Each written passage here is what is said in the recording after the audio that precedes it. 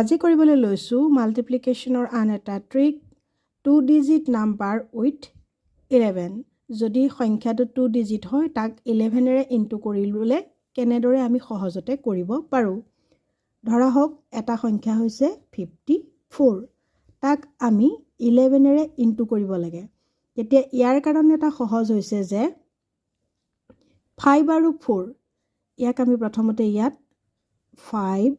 প্ৰথম প্লেস দ্বিতীয় প্লেস তৃতীয় প্লেস তিনটা আমাৰ প্লেস আছে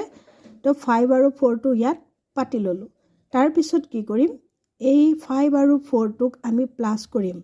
5 + 4 = 9 ইয়াত আমি পাতি দিম সো 54 * 11 आंसर হ'ব 594 একেদৰে আৰু এটা কৰো 23 * 11 ই কি হ'ব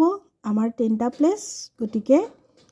23 আমি ইয়াত পাতি ললো again 2 + 3 = 5 এটোৱে হ'ব ইয়াৰ आंसर কিন্তু ধৰা হওক 74 * 11 আমাৰ ওচৰত প্লেস আছে মাত্ৰ তিনটা 74 টো আমি পাতি ললো ধৰক এখিনি 74 পাতিলো তিয়া 7 + 4 হৈ যাব 11 প্লেস আছে এটা তেতিয়া এই ইয়াৰ এই 1 টো আমি ইয়াত পাতিম আৰু আনটো 1 ইয়ালে কেৰি কৰিম সো ইয়াৰ आंसर হ'ব 7 + 1 8 1 4 এইটো কিন্তু মনত ৰাখিব 74 * 11 তো 7 আমি ইয়াত পাতিলো 4 টো